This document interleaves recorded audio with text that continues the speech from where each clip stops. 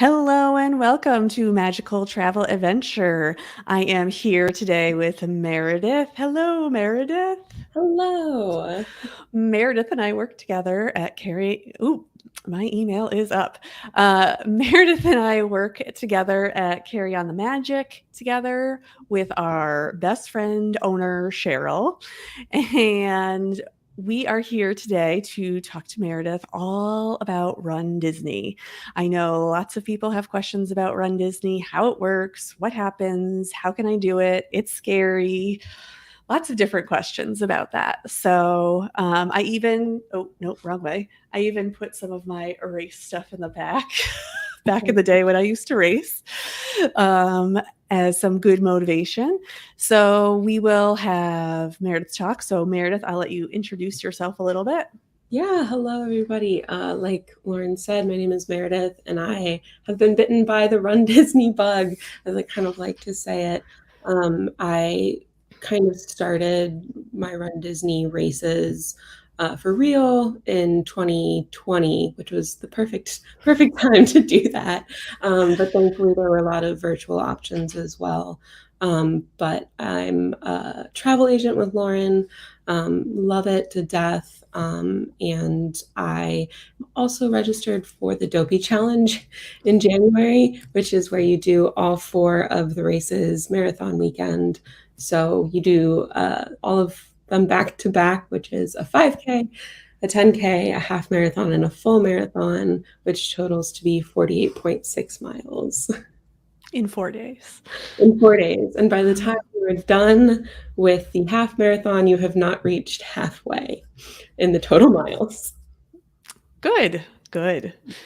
So again, yes, Meredith and I are travel agents together. Her information is below. So if you would like to reach out to Meredith, you can see that in the show notes or on YouTube on the, I don't know, the description, whatever it is. So, all right. So let's get into it. So how do you register for a Run Disney event? Yes. So it can be a little bit convoluted sometimes, as with any digital platform that uses a virtual queue.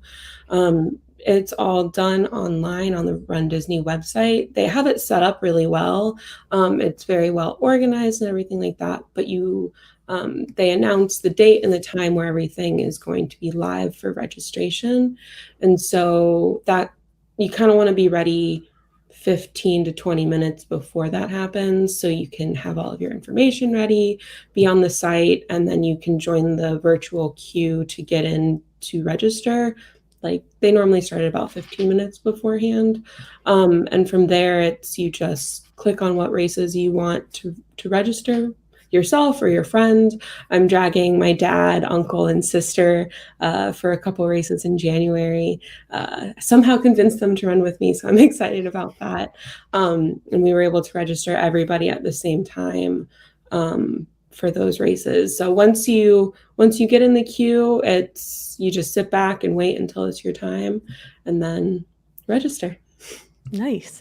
And when do Run Disney events typically take place? Yes. So because they happen in Florida, there's a nice window where there's okay weather for running first thing in the morning.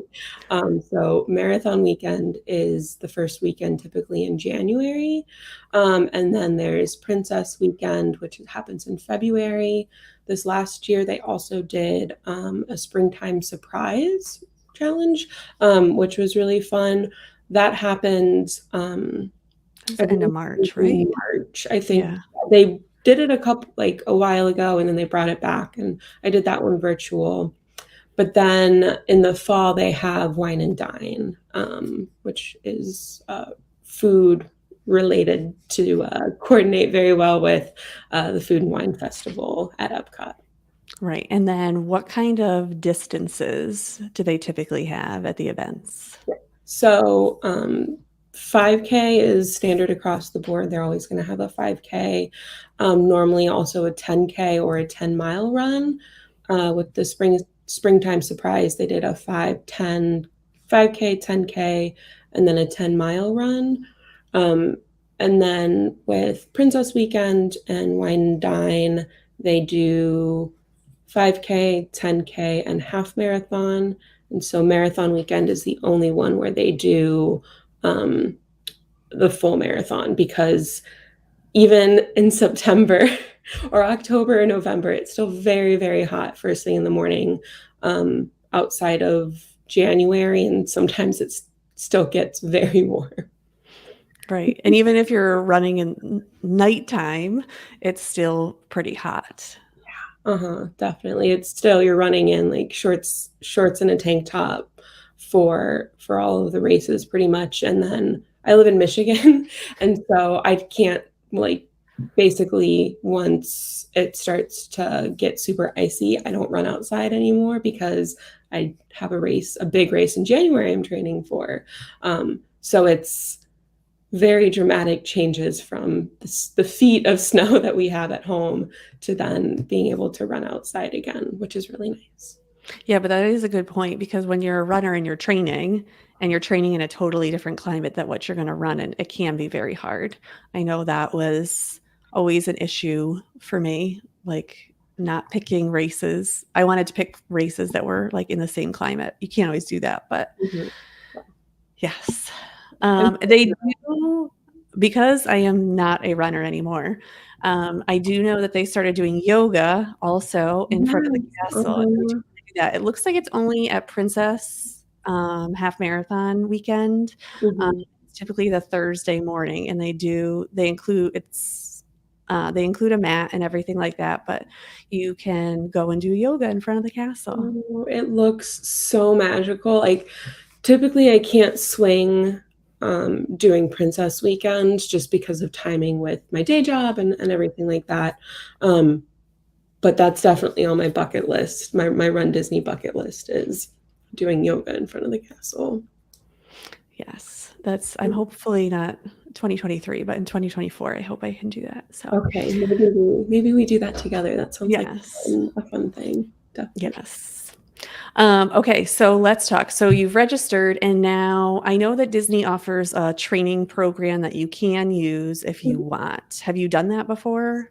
So I have not used it before. A lot of people swear by it, and I was thinking about using it for the Dopey Challenge I'm training for this year, but I have a half marathon at the end of the month, and then I have a full marathon the beginning of September.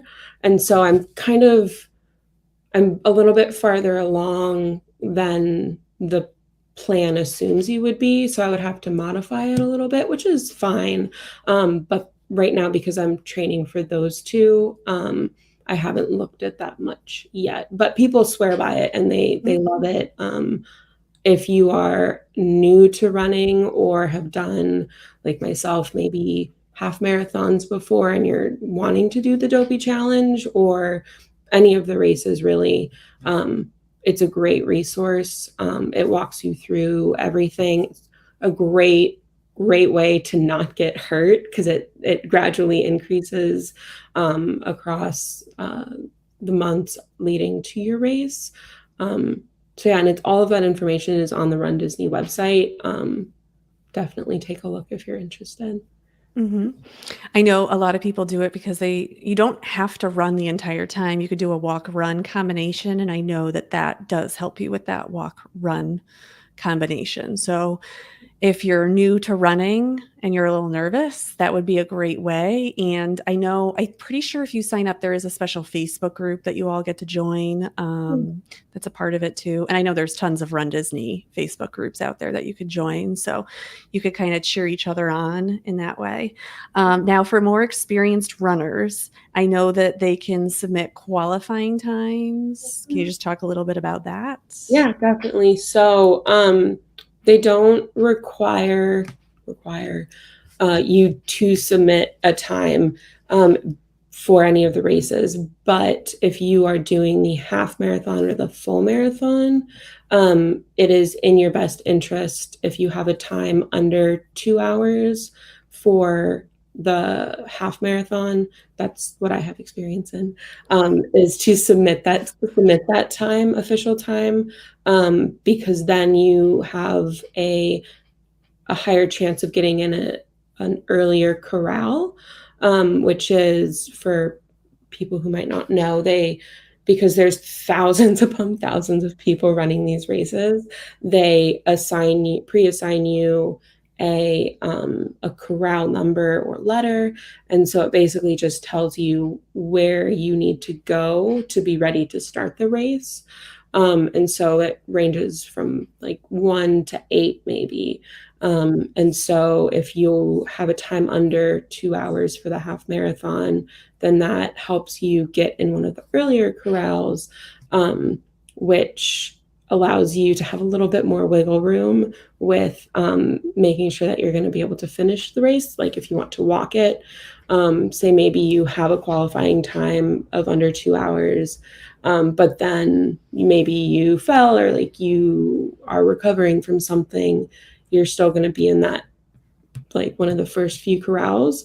And so as long as you are moving faster than the balloon ladies, then you're definitely going to be able to finish. The balloon ladies, again, from non-Run Disney folks, they are the very last people to start the race. So they are at the back of the last corral. They have giant balloons, and they're walking the all of the half and the full at a 16-minute mile, which is the minimum that you have to pace yourself at. So if you're in one of the earlier corrals, you start significantly before the last corral. So if you need to walk, then you're good to go. Right. And in those corrals, there's even more separation because even if you're 1 through 9, it's very similar. If you've ever done New York or things like that, even if you're in those corrals, you have that extra, there's corrals and corrals. Yeah, and that's they do a great job with that, just like any major race does typically. So there's thousands of people running the race, but there's still going to be thousands of people in your corral. And so they'll break it into a couple different chunks or subgroups. But that's not pre-assigned. So if you are on the first bus from your Disney resort and get your bag dropped off and then go to your corral, like first thing, you'll be at the very front of your corral, which means, once again, you have a little bit more wiggle room. I know typically some people for the shorter distance races who are in the first wave of runners will finish the rate, like the 5 or the 10K before the balloon ladies even start, because then you're also not trying to dodge people as much as well. So yeah. And yeah, we'll talk about why you might want some extra time because it's not like a typical race where you're just running. I want to point out that this is not a race where you're trying to PR. No. Maybe the person who wins might try to PR, but there's only one of them. So this is not, I know I have some friends who, my husband is a serious runner, and a lot of his friends, they tried to do a Run Disney event, and they have actually said it's very hard for them because they're like, it's so congested and people keep stopping and stuff like that. So we'll get into now like the whole process of the weekend. So you can kind of talk to us about that. And we have some really good pictures of Meredith. And if you don't know me, I am the queen of awkward pictures. So I love these. Not that they're awkward at all, but they're just like fun, Like that's the beauty of a Run Disney race. Like you're just there to have fun. Yes, you're running. And like you said, you're not trying to PR. You're not trying to set a personal record or anything. So like this, like you just have to have fun. You have to do silly stuff like pretend you're running behind the Fab Five at ESPN Wide World of Sports before you pick up your packet. Like just gotta have fun. Right. So let's start off at the weekend because you can't just arrive like, let's say, the super late the night before of your race. No. So let's talk about that. So, because it's Disney, they have everything set up very well. Um, it's called packet pickup, which is pretty standard for races. Um, but for marathon weekend, which is where I have the most experience, if you're running the Dopey Challenge, you have to be there the very first day they offer packet pickup because you have to get your bibs for all of the races. You have to take your picture. And so for the 5K, it's typically on a Thursday. So you have to, I think they do packet pickup Tuesday and Wednesday to kind of allow people to spread out a little bit more. And then also, because there's always like maybe flight delays or stuff like that, they give a little bit of extra wiggle room. But so you go to ESPN Wide World of Sports, there's transportation from whatever Disney resort you're staying at that'll take you to and from here. Most people haven't been here on Disney property unless you're a Run Disney person. There's some sports bars. This is where they were doing, I think it was the NBA bubble. This is where they were doing the basketball games. I'm a runner. I don't do other sports, so it's a miracle I know about that. But yeah, so it's you pick up your packet, which has your bib and any extra goodies. But then there's also you get shirts, and there's an expo floor that you can talk to some vendors, see new products, stuff like that as well. Mm-hmm. So if you're doing that 5K, typically it goes 5K Thursday, 10K Friday, half marathon Saturday, full Sunday. So there's one race per day. So you want to arrive at least a day before your race. Yes. And if you're coming in the day before, you want to come early enough that even if your flight's delayed a little, you could still come and pick your packet up because you need that packet in order to run. Yeah, you can't show up to the start of the race and be like, I don't have my bib. Do you have it here? Like that's not there's too many people for them to make exceptions like that. So yeah, typically I'll get there on a Tuesday. On Tuesday, I also have one of the longest travel days still within the United States. So I'll typically get there on Tuesday so that weather delays, crew delays, anything like that, I still have a buffer to pick up all of my stuff. Perfect. So then let's talk about how early you have to get up to go to the races Yes. and getting to the race. So typical races for Run Disney start at 5 a.m., which means I think I typically get up between 2:30 and 3 because I need a coffee before I run that early. But then also so that I can get a little bit of food in me, get dressed, and not be stressed at all about making it to the bus and then getting to Epcot, which is typically where the races will start. But I know it's early, but it really doesn't feel that bad. It's a very exciting experience. Like there's incredible energy. Everyone is so excited to be there. People are in different costumes. So yes, it's early, but it's really not that bad. And For then me. how do you get to, well, for you, you have a time change too, but I don't actually. oh, you don't? Yeah, it's shocking. It's shocking. Looking at a map, it doesn't make that much sense, but I'm What is glad. that? I'm glad. No, it doesn't. But that's okay. So how do you get to a Run Disney event if you're staying on Disney property? Yes. So I personally swear by staying on property for Run Disney races because of this exact reason.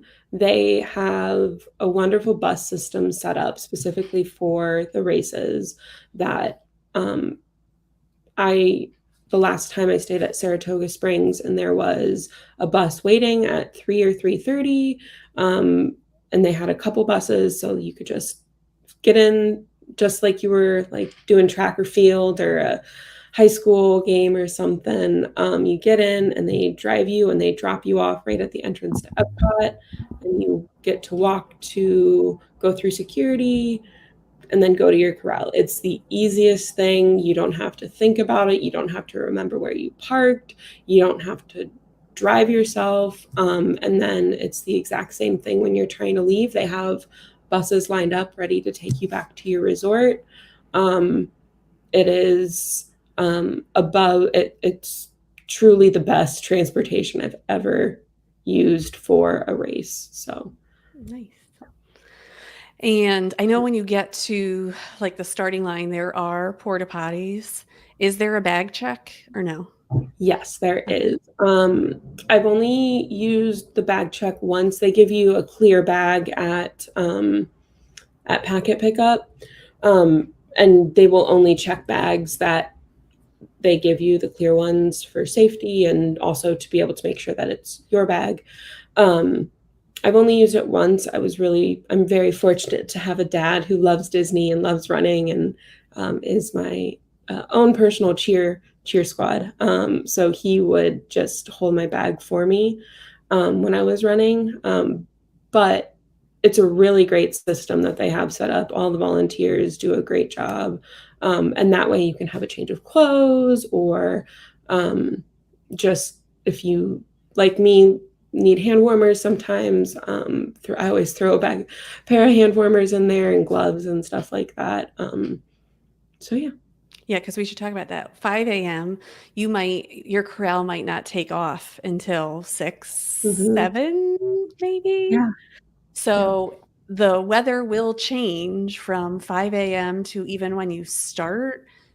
So those are things you also want to think about too. Yeah, a lot of people, myself included, will like bring an old sweatshirt that they don't want anymore, and wear that in the corral before they run. And then if you throw it off to the side, of the running track area, Disney collects all of those after the race, and they donate them to like Goodwill or St. Vinny's, Salvation Army, stuff like places like that.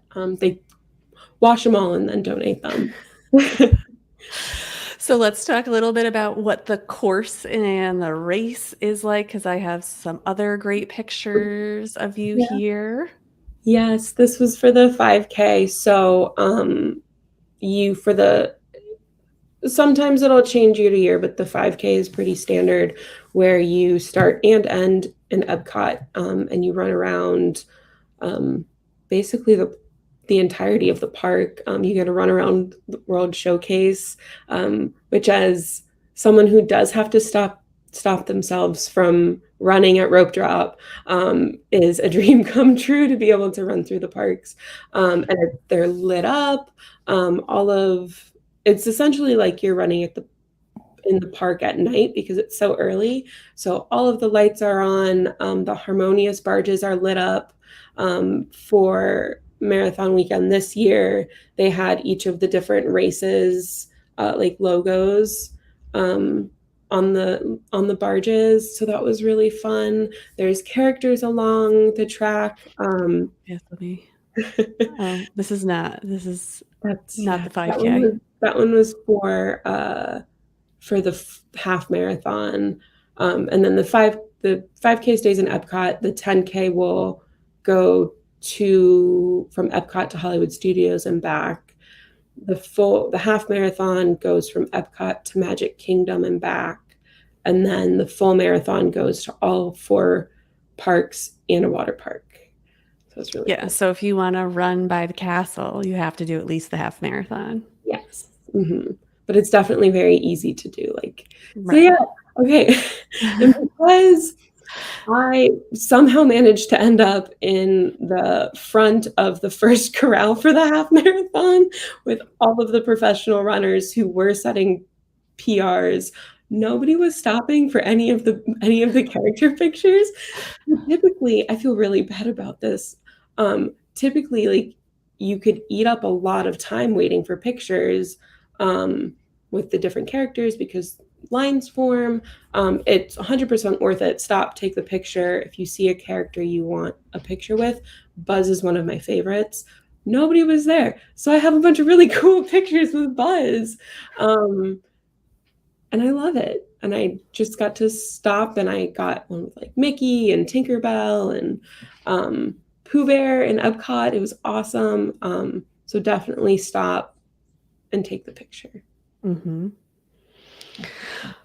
I know. Okay, so then let's talk about your dad because he obviously is there. So you can have family members cheering for you Mhm. while you are running, Yeah. correct? This is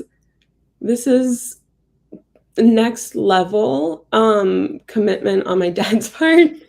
He went with me for the half marathon to the start. He saw me cross the starting line, and then he took the monorail from Epcot to Magic Kingdom, timed himself to go from the TTC because you can walk to the Polynesian, and there's a crosswalk between the Polynesian and Shades of Green. And so he knew that he could make it while I ran from the TTC to that crosswalk. He timed himself to make sure that he could make it there and back. And so he saw me run into the Magic Kingdom. He hoofed it over to that crosswalk. I think that man walked a half marathon when I ran one. And then he was able to we swapped out my water bottles. And then he went back to the TTC, took the monorail back to Epcot, and watched me cross the finish line. So you don't have to do that, but it's possible. Yeah, you could just find one location and stay there because Yeah. it's not just characters along the way. There's a lot of entertainment along the way. Yeah, there's bands, there's some of the high school bands showed up. There's sometimes a show choir, there's DJs. It's a whole event. It's not just running. Nice. And so then you cross the finish line and you get the coveted medal. You do. I have a couple of them over here. They're so fun. This is the one from the half marathon. I didn't mean to, but I'm wearing the shirt as well. But they're really fun, and they spit this year. Oh, that one is really cool. And so Daisy's on this side, and Nice. then Donald's on this side, and they're some of the Intense. nicest medals I've seen. Like, you're definitely getting your money's worth when you sign up for a Run Disney race. Like, this is from the springtime surprise. Like, they're really fun. They're like fidget spinners around your neck. And I know that then after the race, you go back to your hotel and you shower and you rest and you eat. But then you go back into the parks and you wear your medals. Yes. It's so much fun because you not only can you obviously like spot a runner because you see them wearing the shirt and the medal, but you can also hear them because you can hear the clanking of the medal. Especially if you do the Dopey challenge, you end up with like at least six medals, and a lot of people will bring them all to the park to take pictures with them. So it's just fun, and everybody's in a great mood and like congratulating people, and you meet some really good friends. So yeah, I love it. If you've ever thought about doing a Run Disney race, I highly recommend signing up for one, even if you're not a runner. Start with a 5K and just have fun. Nice. Well, thank you so much, Meredith, for coming on and talking to us about Run Disney. Yeah, of course. Yes. And again, Meredith's information is below in the show notes. She won't tell you, but she is also a Star Cruise expert. She has been on the Star Cruiser. She knows all the Star Wars words that I do not know. So Yeah, you were texting me about the fancy drink on yes. like, yeah, it comes in a Camtono and it's X, Y, and Z. And you're like, that's I just knew that there was like a Star Wars bar on the Wish and that there's some fancy stuff going on there. So, yeah. So yeah, Meredith can help you with all that stuff because my Star Wars knowledge is Yoda and Baby Yoda, and that's it. And I just know who they are. I have no idea what they actually do. So yeah, so Meredith's information is below, and you are coming back on again in July, correct? Yeah, I think towards the end of July, Yeah. maybe like the 25th, I think. So I'm excited to chat again. Yes. It's fun. So thank you again, Meredith, for coming on. And yes, don't forget to like, subscribe, and hit that bell notification because we are live every day in July to give you lots of content on Disney, Universal, and cruising vacations. So again, thank you, Meredith, and we will see you next time on the Magical Travel Adventure Show. Wonderful. Bye. Bye.